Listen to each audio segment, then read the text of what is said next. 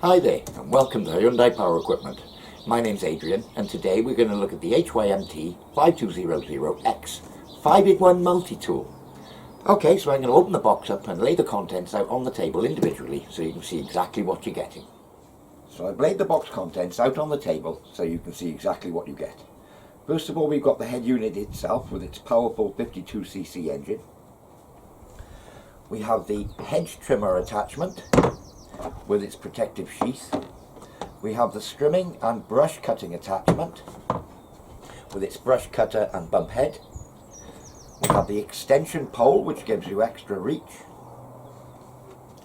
We have the user manual. Now, I do recommend that you read the user manual thoroughly before use. We have the toolkit with associated tools that you're likely to need. We have the user's harness. Then we have the pole saw attachment, obviously with its blade, the protective sheath and the saw chain. We have the two-stroke mixing bottle. Now I will go through the correct mixtures and what have you for the two-stroke a little bit later. We have the lower handle. This will need to be fitted. And then we have the trimming head guard, and this will also need to be fitted. That's the contents of your packaging. So let's start with any assembly on the head unit itself. Okay, so the only assembly needed on the head unit is to fit the handle, the lower handle. Okay, this being upper, this being the lower. And you'll need to go in your toolkit and get the 4mm Allen key. Now this handle fits around the shaft in one of two positions. There is a pin in the bottom of this moulding sticking up, and it can go in either one of these two holes. Depending on the size of person operating it, you may want it in the lower or the upper hole. Okay. It does come pre-assembled, so you will need to unscrew these little screws.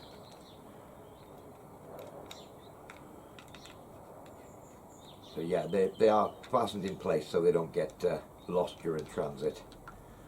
So just undo the 4 screws and pull the top away. Okay, there's a rubber bush which fits around the shaft, and if you open it up you will see the pin in the bottom. So we'll just open it up around the shaft and locate it in one of the two holes. Now this handle goes on in one of two directions, but there's only one way you should have it. If it's on this way, the handle's leaning forward. This would be the correct way with the handle leaning backwards. Okay, so simply place the two halves together, squeeze them down, and again do up the 4 bolts. You may need to wiggle the little bolts just to get them into the holes to start with, but yeah, they do find their way quite easily. So yes, we've done up the 4 bolts.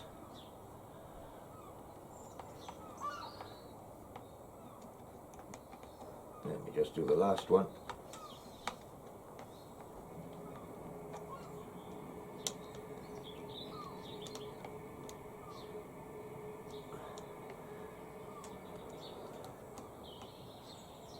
A little bit more.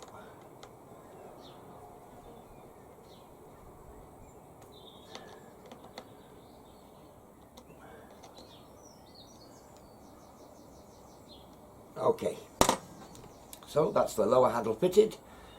Now to move on to probably what's the most common thing that people want to see first, which will be the trimmer and brush cutter head.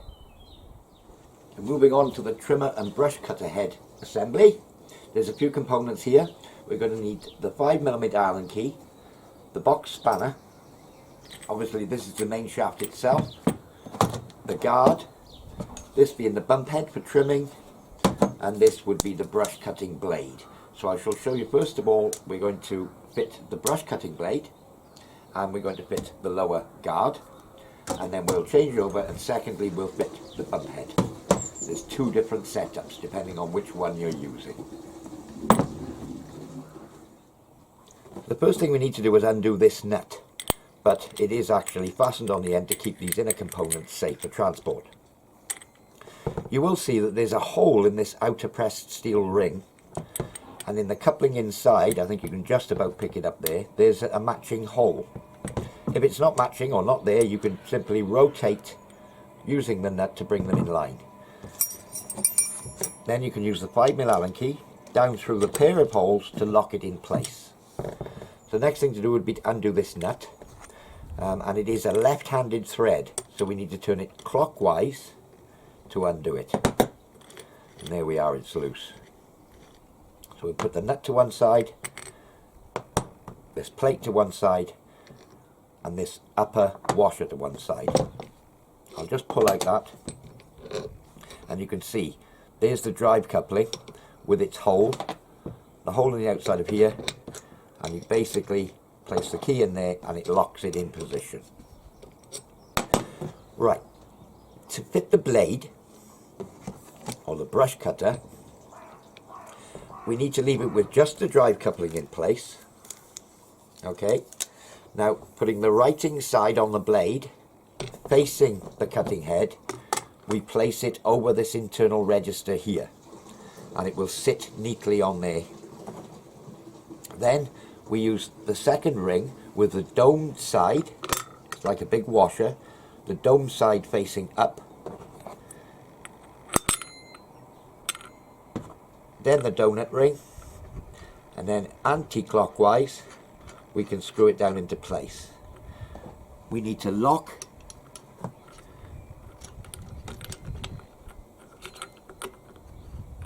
just find those two holes. Where are we? Here we are. Put the pin in, lock it in place, make sure we're still on the register, and now I can do up the nut. Now this is a nylon nut, it's got a nylon insert, so you will need to screw it down. Okay. So just checking that it's still on the register, and a quick spin, that is correctly mounted. If you don't locate the central hole on the little central boss, the blade will be offset and you'll get dreadful vibration when you're using it. So yeah, be very careful to make sure that it stays on the register. And you can see that it's running true. I'll leave the protective guard on it for the time being while we fit the second guard. So now we're going to fit the lower guard, and it fits on in this orientation here. The first thing to do would be to remove the two screws that are already in place. Simply put it in position, just holding it loosely in position. We'll just get both screws started.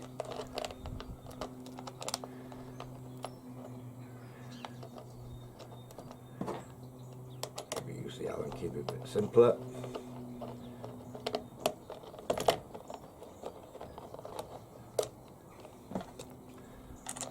I'm just looking down through the holes to align the two.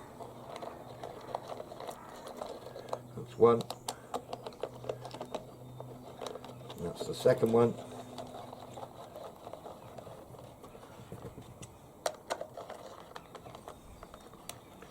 We'll tighten down the two screws. I have been seeing people running machinery of this type without this lower guard fitted. I strongly recommend you don't do that, and that you do fit the lower guard, whether that be with the trimming head or the brush cutter.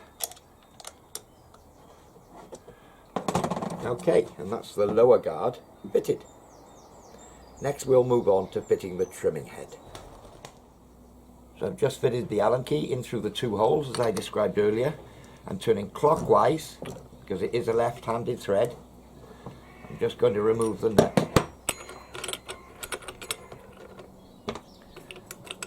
The donut ring, I call it a donut ring, it looks like half a donut. The upper washer and the brush cut blade. So I've purely got the drive coupling on here and removed these three items completely, and I'll store them in the little tool pouch for future use. To fit the bump head, we simply screw it on anti-clockwise while locking the drive coupling and tighten it on hand tight. That's the strimming head fitted. When you're using the strimming head, you'll notice that there's a little blade here, and it does have a protective cover for transit, which we can take off. This will, when you bump the blade, when you use the bump head and the wire comes out, it will cut it to an optimum length. So yeah, but be wary of that because it's deliberately sharp. And I'll just put the little protective cover back on for the time being. So yes, it is sharp, so just be wary of that when you're assembling it. I'm going to move on to the hedge trimmer head and the extension pole. There's absolutely no assembly needed for the extension pole, which is great, but I will show how to use the couplings shortly. No assembly needed on the hedge trimmer either. It does have an adjustable angle on the head. Its transit position is here, and if you squeeze the two levers together here, you'll find you can angle the head up, and that would be the first position there, locked. Now it will lock by squeezing the two levers in any position around this arc all the way up to 90 degrees in the other direction. So you've got, yeah, multiple steps. So depending on the angle where you are in relation to the hedge that you're cutting, you've got multiple choices of angle of the blade. And for storage, back down this way. And there is the hedge trimmer blade there. Recommend that you keep the guard on to save cutting yourself, as hedge trimmer blades are quite sharp. Okay, so that's those two parts. So let's move on to the pole saw attachment. So we need the attachment itself. We have the chain guard, the bar, the chain in its packets, and we're going to need the 10mm spanner that's in the toolkit and the screwdriver that's on the end of the box spanner for adjusting the chain tension. And I strongly recommend that for this process that you do wear gloves when handling the chain at all times. Okay. So the first step, using the 10mm spanner, is to remove this nut. Loosen it off. I can remove the nut, place it to one side, and remove the chain bar cover. Okay, so I'm going to put my gloves on now, and I'm going to remove the chain from the packet. So I'm all gloved up, and now I can remove the chain from the packet. Now it is possible to put the chain on backwards. I'll explain the differences. Basically, at the top, I'll just put this on the sprocket. If you look at the top, you'll see on each one of the individual teeth there's a small area and a larger area. The small area should be this side and the large area this side, as it cuts in this direction. Okay, if I were to put it on the wrong way round, turned it 180 degrees, you see the large area is forward and the small area back. So this would be the correct orientation. Now to fit the bar, again, it's not that important, but this will help if you do it the right way. So facing the bottom of the saw, as you can see, the Hyundai is upside down. If I turn it this way, it's the correct way up. That's the way we want it. So what I'll do is place the nose of the bar into the end of the chain. I'm already on the sprocket, and I'll bring it back to fit over this pin. Then I'll just feed the chain into the slots on either side. Again, I'm wearing my gloves. That's that side, and that's that side, and that's the chain and bar in position. So that's the basic method of getting the chain over the bar and sprocket. Okay, I'm just going to take it back off again and get the chain out of the way and show you one more little point. This pin here on the screw is the adjusting screw to move the blade or bar in and out. When you place it on with the chain and sprocket, the pin has to enter this hole here in the lower end of the bar. It's possible that this pin is up here somewhere, in which case you would never get it on the pin because the starting position is down here. So on the front of the bar, or the holder, is this screw, and by turning this screw you can adjust the position of this pin. As it happens in this case, the pin was in the correct position, which most of them are. Okay, so I'll reassemble the chain on and we'll go from there. So the next part of the procedure, to refit this cover into position and refit the nut. Now I'm just going to nip the nut down. I'm not going to tighten it up at this stage, but it is tight, just nipped. Okay.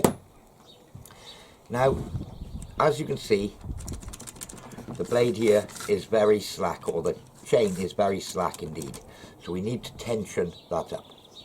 And that's done by tightening this screw here. Now, tightening it clockwise, I'm just going to go half a turn at a time.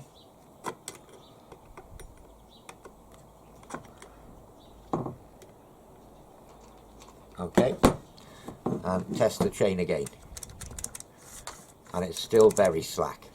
Let's go another half turn, again clockwise.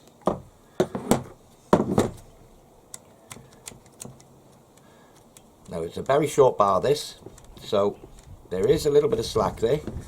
The chain still rotates freely.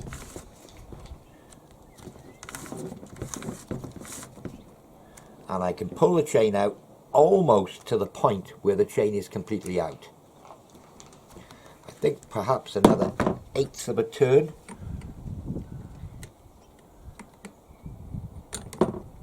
Let's try that. That's much better. The chain still rotates freely and I can't pull it out of the guide. And I'll tighten the nut. Okay. So this would be the initial setting for the chain tension. Now during use, and certainly during its first few minutes and hours of use, the chain will stretch quite considerably.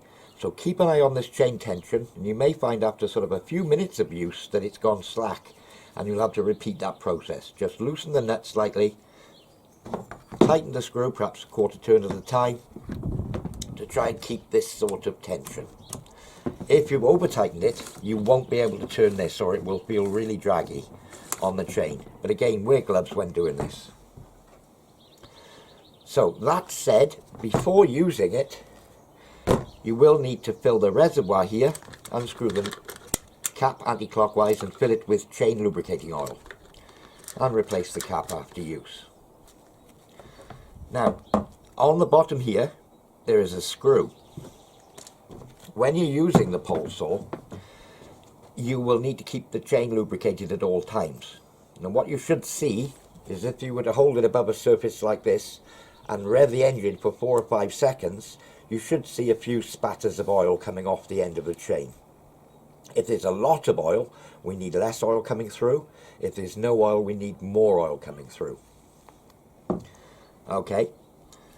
If you turn this anti-clockwise, you will get more oil. And if you turn it clockwise, you will reduce the oil. So that's the lubricating oil adjustment screw. So anti-clockwise would give you more, or unscrewing it gives you more oil, screwing it in gives you less oil on the chain. But just be wary of this. If you haven't got enough oil, you will wear your chain out very quickly. And again, I can't emphasize enough, it's a chainsaw. It's a mini chainsaw on the end of a pole. It's a very dangerous thing, so be wary at all times when using the pole saw, as with most of the other implements, but especially so with the chainsaw. Avoid cutting on the nose of the bar, especially this upper quadrant, but avoid cutting on the nose of the bar wherever possible, and use this section of the bar for cutting. And that avoids kickback. Never use this top section, okay? So yeah, just a few little safety words. So just a little fail-safe to show that you've got the chain on the right way round. You can see on the nose of the bar here, there's a little picture of the cutting tooth with the low end at the front, as I've got here, and the wide end at the back, as I've got here. So that just is a quick double check for yourself, and there is actually an arrow printed on the chain to show that direction on every one of the links. So yeah, that's just a little fail-safe to make you know, or let you know, that you've got the chain on the correct way round. Of course, the last little job with this is to put the protective sheath on the end of it, and it's now safe, and I can remove my gloves. So the final step is fitting the implements to the head. All of them come with this black rubber cap, Don't discard these caps, put them back on after use, because there is a drive shaft inside here which can come out, but put that back on and it'll stop that happening. Okay. So you will see on the end of the shaft you have a circular hole with a plastic piece, and on the bottom a rectangular slot with a square plastic piece. That rectangular slot on the bottom and the circular part on top. Simply insert it into the end, and you will see there's a sticker here with a red line. Make sure that red line goes up to the unit and tighten the knob. Now you do need to tighten this quite firmly, and that stops any rotation of this shaft and clamps it in position. And it's as simple as that. And to remove it, turn it anti-clockwise and simply remove the shaft. Change to another implement, whether that be the pole saw or the hedge trimmer or the trimmer head, and clamp it in firmly. If you haven't clamped it firmly enough, you will feel a little bit of rock in the shaft, a little bit of sideways movement. Just clamp it down until it's tight enough to stop that movement. And that's using the quick release couplings. So let's move on to the controls of your multi-tool. First of all, we have the on-off switch. The forward position in this direction is to stop the engine and is the off position. And back in this position towards the engine is the start position, or the running position. You would have to put it back here to start the engine, and when the engine's running and you finish using it, you'd let the engine come back to idle and then stop the machine. Okay. This is an interlock that stops you being able to pull the trigger unless this is pushed, so that would be the method, and this is the trigger for the accelerator. So that there is an interlock, so you can't inadvertently put it down on something and that get pushed. You know, if you were to put it on a curbside or something like that, you need to push both levers to actuate the throttle. So that's what's on the handle grip. Now we'll look at the engine itself. A few controls here. This red button here is the choke. You pull it out to start, as it says on the top, pull to start. Okay. Now, when you pull the throttle, it switches itself off again. So you would pull that out for a cold start. The engine would start. Once you pull the throttle, it turns the choke off, and then you can use the accelerator as normal. Okay, that's the choke. The recoil start is here on the rear of the engine.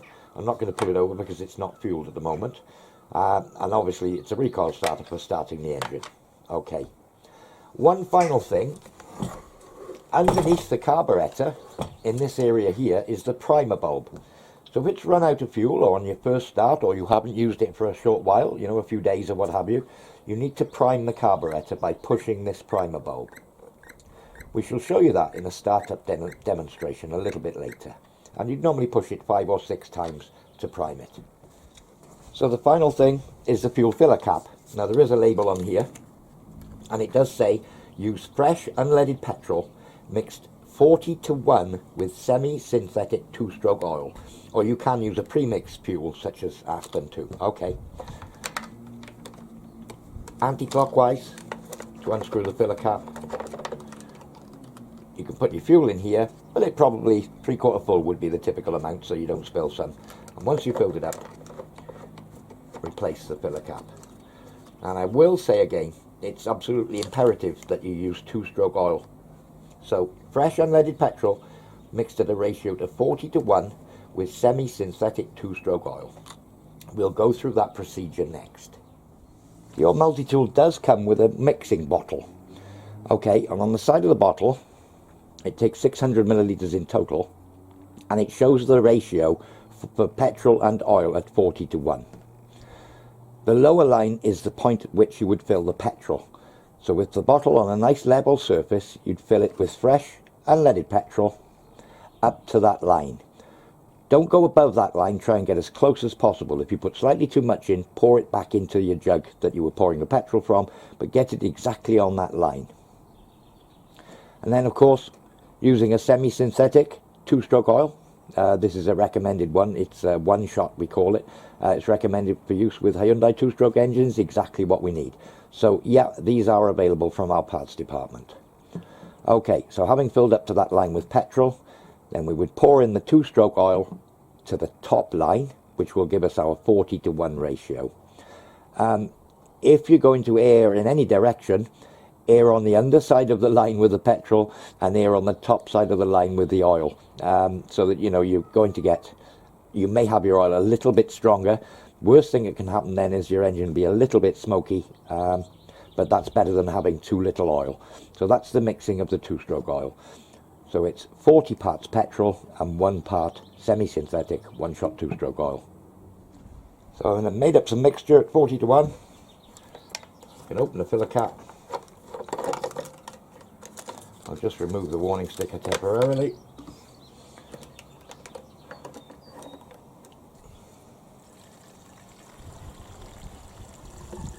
Again, it's petrol, no naked flames, anything like that while you're filling it, and always do it outside or in a well ventilated area. Okay. And we'll replace the filler cap and screw it down firmly. So as we said earlier, on the underside of the carburetor, here is the primer bulb. So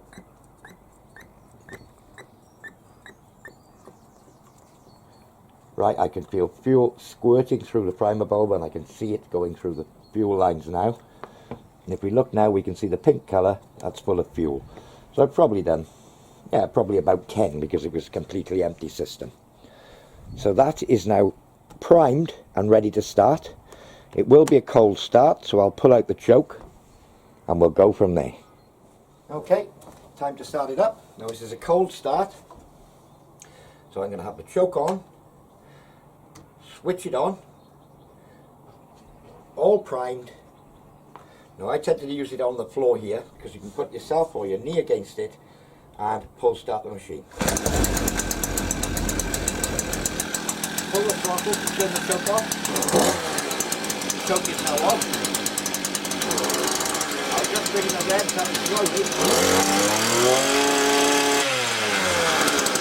Then idle.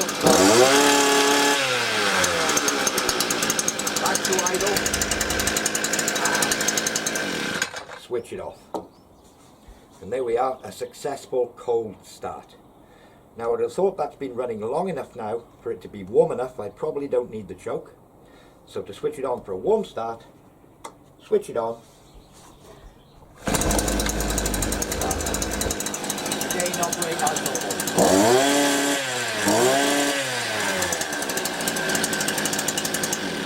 And let it come to idle and switch it off. So that's the procedure for a hot and cold start. Well, as you can see, I'm wearing the harness now, which is adjustable in all directions, and it's really very comfortable to wear.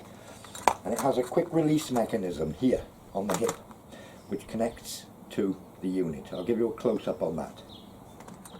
So this lower part attaches onto the loop here on the machine.